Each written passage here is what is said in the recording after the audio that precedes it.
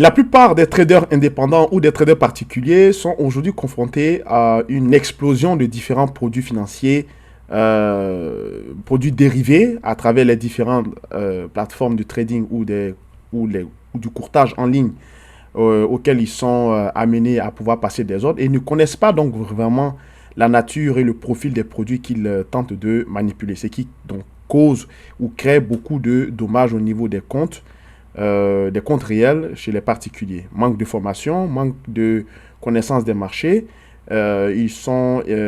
Certains marchés paraissent inaccessibles, comme celui nous allons découvrir aujourd'hui.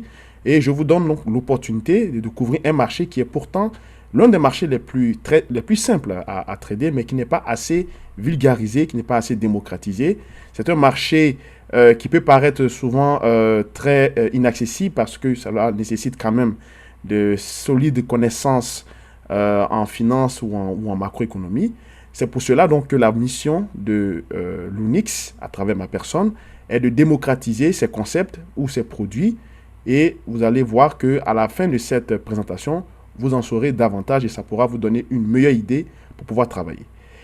Si ce n'est pas déjà encore fait, je vous demande de vous abonner à cette chaîne, d'activer la cloche pour recevoir donc toutes nos vidéos que nous allons mettre en ligne au cours de la semaine, donc ne pas manquer nos interventions. Et on se dit tout à l'heure, après le générique.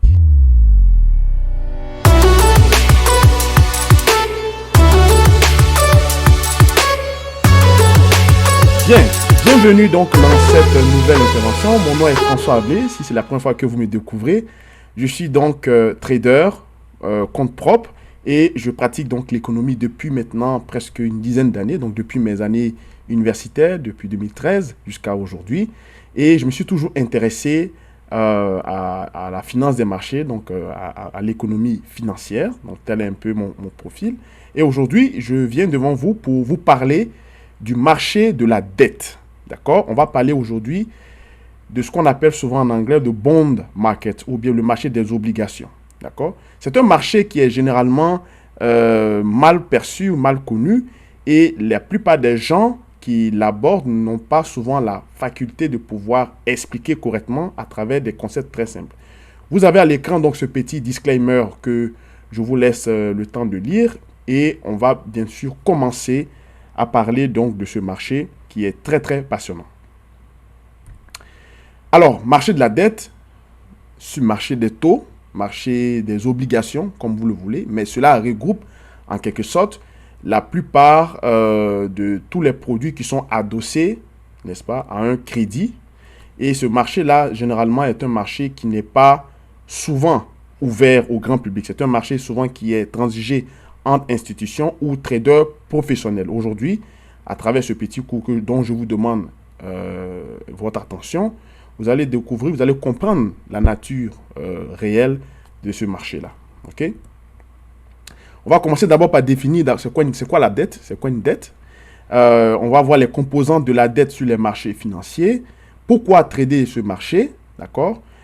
Donc, les avantages et les inconvénients. Donc, on va avoir une liste non exhaustive de plusieurs intérêts ou bien avantages si on peut qualifier ainsi, et aussi les inconvénients, malheureusement, parce qu'il n'y a pas que des avantages, il y a aussi des inconvénients.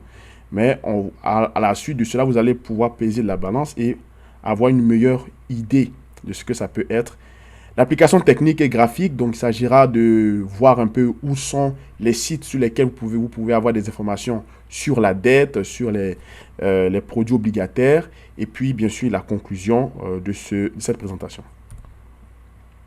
Alors, une dette c'est quoi? Une dette c'est un contrat, d'accord? C'est un contrat entre vous et moi, entre quelqu'un et en deux parties, deux personnes. Vous décidez de faire affaire. Une personne va prêter de l'argent ou investir de l'argent avec quelqu'un. Celui qui va recevoir de l'argent, c'est une dette qu'il prend. Donc, vous contractez une dette à travers quelqu'un pour financer quelque chose. D'accord?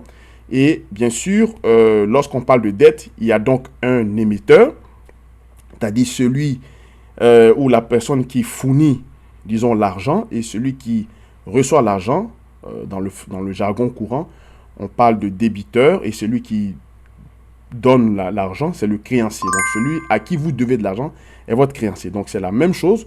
Sur les marchés financiers, donc, on parle de acheteur sur la dette ou vendeur sur la dette, tout simplement. Mais ça revient à la même chose. Alors, étant donné que la dette est un contrat en deux parties, cela nécessite forcément des composantes qui sont partie intégrante, les composantes fondamentales dans un contrat. Dans un contrat, quand on prend un contrat avec quelqu'un, il faut tout simplement deux parties d'abord. Ensuite, il faut la nature du produit ou de l'actif sur lequel la dette est adossée. Il y a une valeur associée à ce contrat. Donc, si c'est un investissement de 1 million de dollars, c'est la valeur du contrat. La valeur du contrat est de 1 million de dollars. Les thèmes du contrat, donc s'il y a un financement qui est déboursé, on va savoir si le financement est sur 5 ans ou bien sur 10 ans ou bien un financement qui est variable, donc 5 ans à 2% et les autres 5 ans à 3% et ainsi de suite. Donc ça, ce sont les termes du contrat ou les exigences du contrat, donc qui composent généralement le financement. La signature des deux parties, aucun contrat ou aucun accord n'est valide s'il n'y a pas de signature. D'accord? Donc ça, c'est l'une des choses les plus importantes dans un contrat. Si le contrat n'est pas signé, il n'y a pas de deal, en quelque sorte. Les avantages et les inconvénients. D'abord, ce qu'il faudrait savoir, c'est que le marché de la dette, c'est le marché le plus liquide au monde. Il y a quasiment 8 trillions de dollars de titres qui sont échangés chaque jour sur les places de marché boursières comme le Eurex, comme le Eurex et d'autres marchés européens dont les noms m'échappent un peu. Mais il y a par exemple le CME, voilà, le CME Group qui regroupe donc la place de marché avec tous les contrats à terme ou les options qu'on a, où on peut trader le T-Note, le T-Bond et ainsi de suite. Vous avez donc à l'écran les différents avantages. Donc, au risque donc de lire avec vous, comme vous voyez, un des facteurs ou un des avantages les plus importants ici dans cette liste, c'est que dans les obligations, les détenteurs d'obligations ont la préférence sur les actionnaires en cas de faillite dans une compagnie. Parce que ce que vous ne savez pas, c'est que dans une compagnie, quand on va pour prêter de l'argent, quand on va pour injecter de la liquidité, pour que les actionnaires puissent investir dans la compagnie afin que les actions ou le prix des actions monte, ceux qui ont contracté la dette sont entièrement redevables puisque les actionnaires se rémunèrent sur des dividendes, sur les actions, d'accord, qui sont comme un peu, on va voir plus loin, comme un peu des coupons sur la dette. Et puis, ceux qui ont fourni l'argent, donc ceux qui sont les bailleurs de fonds, se rémunèrent sur les rendements, les rendements de cet investissement qu'ils ont octroyé. Donc, les rendements sur la dette qu'ils ont créée à travers ceux qui vont investir dans la compagnie. Donc, en cas de faillite de la compagnie, ce ne sont pas les actionnaires qui sont les premiers à être récompensés, c'est plutôt ceux qui ont prêté de l'argent. Donc, ceux qui ont les bailleurs de fonds, ceux qui ont donné le contrat, ceux qui ont permis le contrat de la dette, en quelque sorte. Au niveau des inconvénients, l'un des inconvénients que vous rencontrez très souvent sur les marchés financiers, ce sont bien sûr les bases en économie monétaire ou l'équivalent ou les solides aptitudes en mathématiques financières pour comprendre le marché des bons obligataires. La plupart des contenus sur les marchés de la dette sont souvent bourrés de mathématiques et sont très théoriques, ce qui fait que beaucoup de gens perdent l'intérêt de trader la dette. Vous avez aujourd'hui l'opportunité avec l'Unix de pouvoir comprendre et je vais donc, c'est la raison de cette chaîne, donc de pouvoir, on parlera beaucoup de dettes, de taux d'intérêt, de rendement obligataire.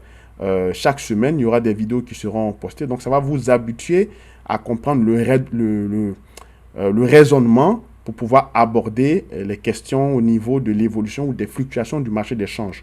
Parce que si vous n'avez pas remarqué, on peut utiliser les marchés des bonds markets, ou bien les marchés des taux obligataires, pour travailler sur le Forex de manière indirecte. C'est deux marchés qui sont indirectement liés, et même par moments même directement liés, j'allais dire, parce que c'est les taux d'intérêt qui réagissent, et c'est la réaction des taux d'intérêt qui amène donc la fluctuation du taux de change sur le marché des devises. Donc si vous n'avez aucune notion du marché obligataire à travers la valeur ou l'intérêt qu'il y a sur la monnaie, il vous sera très difficile de pouvoir anticiper le mouvement futur des différents taux de change ou des devises ou des paires de devises. D'accord? Et c'est ce qu'on va voir à travers cette chaîne Lunix au courant des semaines lorsque des vidéos seront postées pour des analyses ou des stratégies sur ce marché-là. Donc voici un peu quelques avantages et inconvénients. Donc le plus commun, l'inconvénient le plus commun qu'on rencontre, c'est que ça requiert une base intéressante en économie monétaire ou en macroéconomie, ou un équivalent, ou en mathématiques financières. Et puis au niveau des avantages, l'un des avantages les plus intéressants à investir sur le marché des obligations ou le marché de la dette, c'est qu'on est prioritaire sur les actionnaires lors d'une faillite d'une compagnie. D'accord? Le reste aussi sont quand même pas mal importants.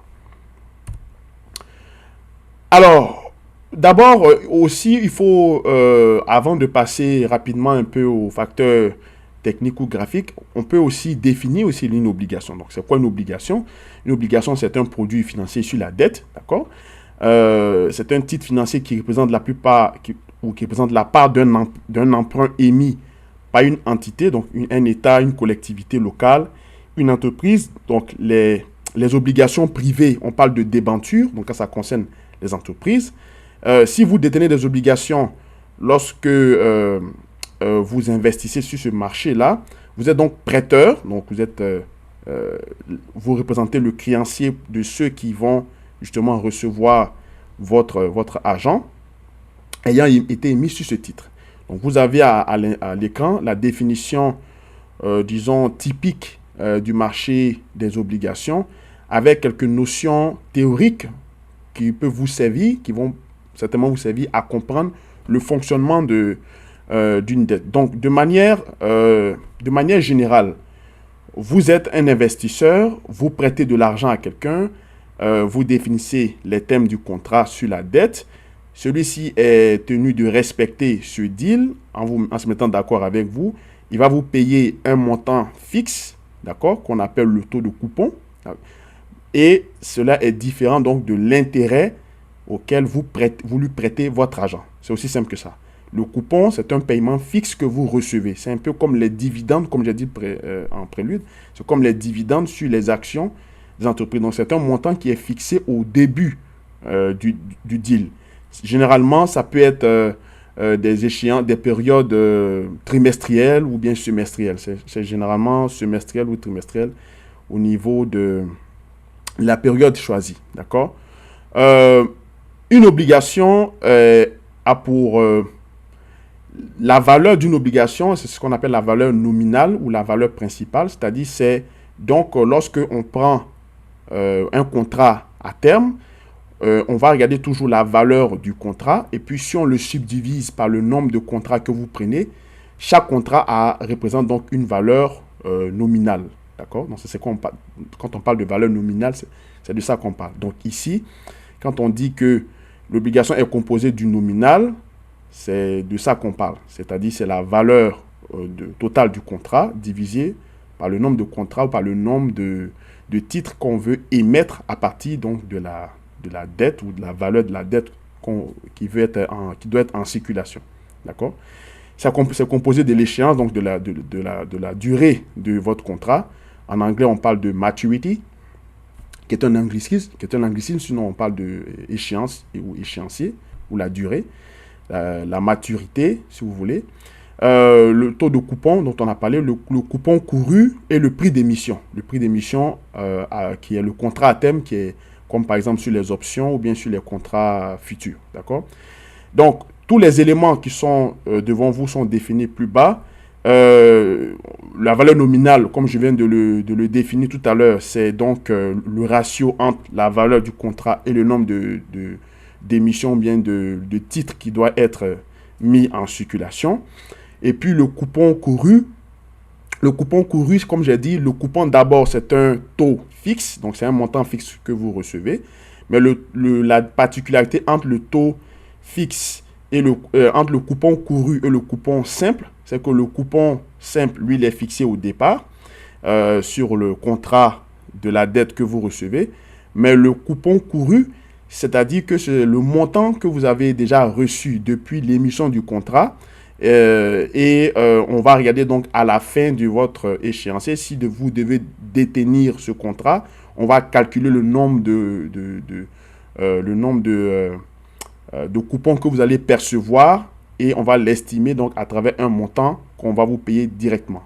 Par exemple, on prend par exemple un contrat sur une obligation avec pour valeur nominale, par exemple 2,5%.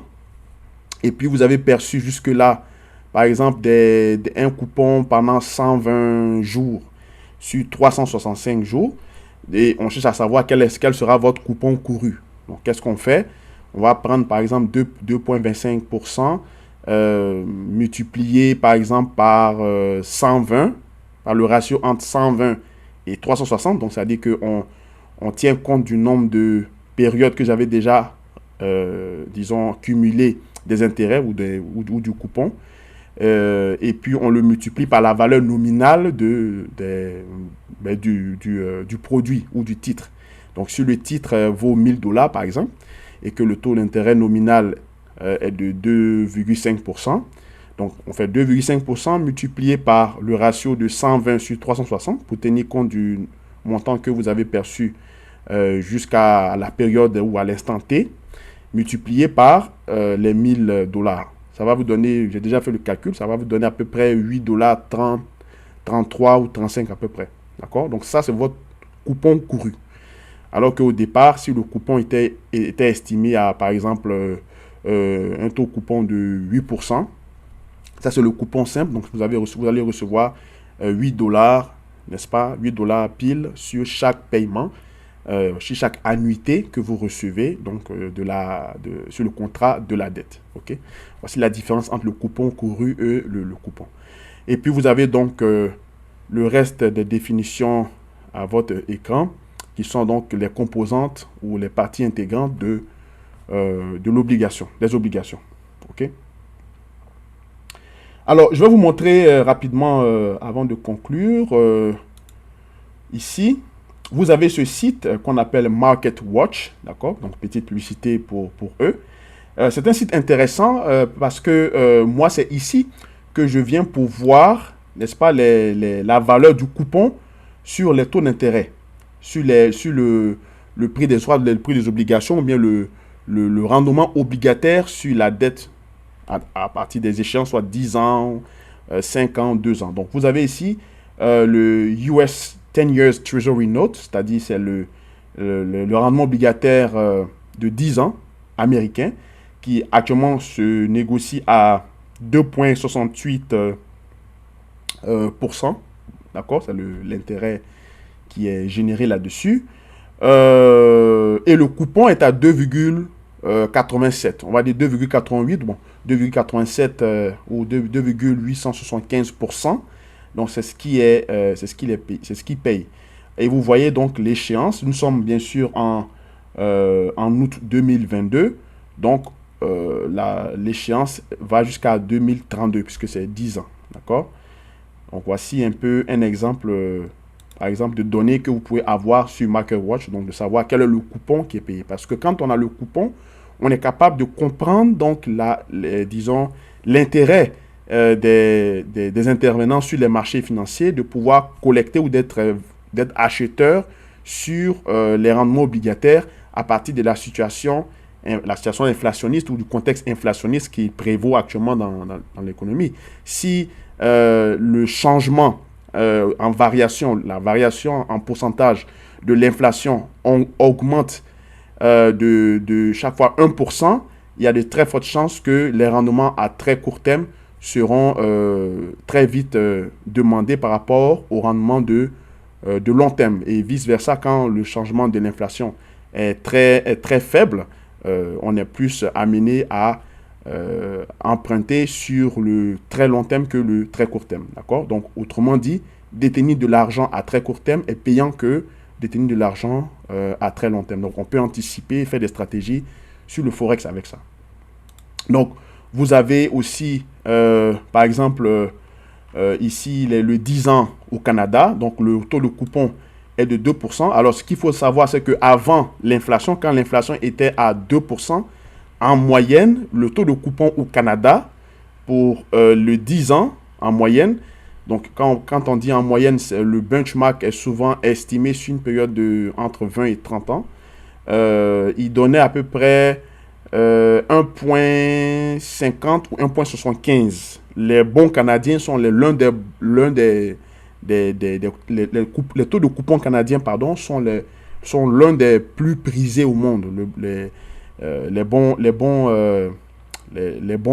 canadiens sont très prisés, sont très demandés sur le marché international. Ils sont très cotés, généralement sur du triple A ou bien du double A et B+, et ainsi de suite. Donc, ce sont de très bons investissements, de très bons fixed income, comme on le dit.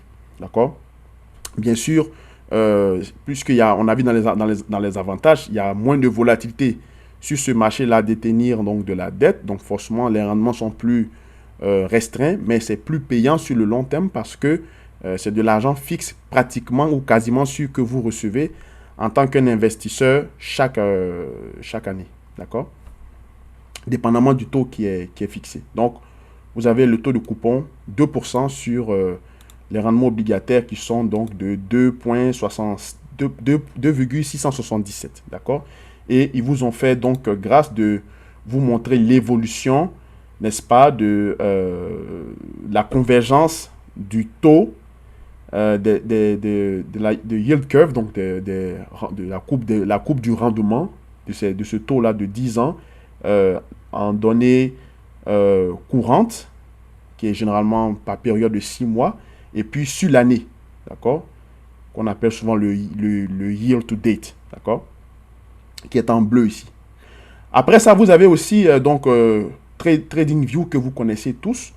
Si vous allez dans la section marché, obligations, d'accord, ici, pardonnez-moi, marché, obligations, et vous avez les produits obligataires, donc vous cliquez ici. Vous allez avoir la liste de tous les produits obligataires de 10 ans, d'accord. Moi, je suis souvent sur les marchés nord-américains, donc je regarde souvent les marchés en Amérique du Nord. Donc, j'ai la liste de tous les bons du trésor à partir de 3 mois. Donc, c'est les plus transigés. Donc, 1 mois, 2 mois, personne ne regarde vraiment. Donc, à partir de 3 mois jusqu'à 1 an, 2 ans, ça c'est le court terme. Et puis, à partir de 5 ans, 10 ans, ça c'est le régulier, le moyen terme. Et puis, il y a les 20, 30 ans, donc ça, ce sont pour le long terme. Et vous pouvez même constituer des spreads de taux, donc 10 ans, 2 ans, 3 mois, et puis 2 ans que vous pouvez faire pour voir un peu quels sont, donc, dans quelle optique, si les taux obligataires se resserrent par rapport, et regarder le taux de coupon pour voir est-ce que le coupon est attractif, et le taux, donc le comparer, voir le rendement, et puis savoir donc si c'est bon d'acheter le dollar ou si est-ce que c'est bon de vendre le dollar. TradingView lui-même vous donne des recommandations ici, donc mes petites notes techniques, et il vous met donc acheter et vendre tout ça. Mais il faut savoir d'abord interpréter ça, parce que ça sont des recommandations techniques, donc c'est basé sur certainement une observation graphique, mais l'idée ou le raisonnement macroéconomique, il faut comprendre c'est quoi la dette, c'est quoi, qu'est-ce que ça veut dire le rendement à l'échéance, quelle est l'incidence de conserver un titre obligataire jusqu'à sa maturité, donc jusqu'à son échéance, quel est donc le changement par rapport à l'inflation. Et ça sont des choses que l'Unix donc va vous permettre de comprendre à travers les différentes interventions que nous allons faire au fil des semaines à venir, d'accord. On peut voir ici aussi l'évolution du graphique des rendements obligataires de 10 ans ici, pas ici, aux États-Unis. On va le voir tout à l'heure pour le Canada. Vous voyez qu'actuellement, on est à 2,68, d'accord. 2,683 ou bien 2,680 si vous voulez. On est ici à un niveau très crucial parce que on est susceptible donc d'augmenter les taux au moins de 50 points de base. Et vous voyez, on est actuellement dans une fourchette de taux entre 2,25 à 2,50, n'est-ce pas? Alors que les rendements obligataires sont à 2,68. En 2007, avant que la crise financière n'éclate, regardez ici, on était à peu près, avant que la crise financière n'éclate ici, donc vous voyez ici, à partir de mai-juin 2007, on était à des taux à peu près de 5,25, on va dire 5,250, d'accord? Donc 5,25, c'était le niveau auquel on était lorsque l'inflation était à 2%, d'accord? Et on a eu donc la crise financière qui est arrivée, et puis on a maintenu les taux à zéro, voire négatif pendant près de 10 ans, vous voyez. Donc, ce qui veut dire que la politique monétaire actuellement a un coût et un retard. Et ça se répercute donc sur le marché obligataire, ce qui donc a des répercussions directement sur la valeur ou le coût de la monnaie, en fonction du contexte inflationniste dans lequel nous sommes. D'accord? Bien, si on revient donc pour finir notre présentation, au niveau de la conclusion, ça c'est un petit calcul technique ici pour comment on calcule le prix des obligations. Donc, ce sont des annuités. Quand vous collectez ou cumulez de l'argent ou les intérêts chaque jour, donc l'opérateur qui vous fournit donc les obligations le calcule pour vous. On n'a pas besoin de connaître ces formules-là puisque c'est fait par des ordinateurs, mais pour ceux qui sont matheux et qui ont l'habitude d'étudier ces choses, ils connaissent ces formules. Ça, c'est la formule typique ici au Canada, d'accord, pour calculer le prix d'une obligation, d'accord, ou le rendement d'une obligation, d'accord. Alors, ce qui met fin donc à cette intervention. Merci encore d'avoir suivi ce petit cours. Si ça vous a plu, n'hésitez pas à nous suivre. Lunix, c'est un service créé par des professionnels pour des professionnels comme vous, ou bien pour ceux qui veulent devenir des professionnels. N'hésitez pas à nous suivre surtout sur notre canal Telegram qui sera dans le descriptif, sur notre page YouTube, là où vous trouvez Lunix Trading, sur notre page Facebook également, pareil, Lunix, US Market et CA Market, donc marché canadien, marché nord-américain. Retrouvez-nous sur la chaîne YouTube chaque semaine pour des analyses, généralement les dimanches soirs, pour les annoncer donc les couleurs des stratégies à venir sur le marché obligataire pour la semaine à venir. Et puis les vendredis soirs pour le débriefing, pour voir ce qui s'est passé en fonction des stratégies ou des prévisions qu'on a mis. D'accord? N'hésitez pas aussi à nous poser des questions en dessous de la vidéo. Ça nous ferait plaisir de vous lire. Et je vous remercie infiniment de votre attention. N'hésitez pas à revenir vers nous si vous êtes intéressé à ces choses-là, comprendre les marchés et puis à vous professionnaliser. Notre rôle est donc de vous aider et de continuer à cette mission de démocratiser et d'éduquer, j'allais dire, sur les marchés financiers et l'économie. Ok? Portez-vous bien. C'était donc François Ablé pour Lunix. Au revoir.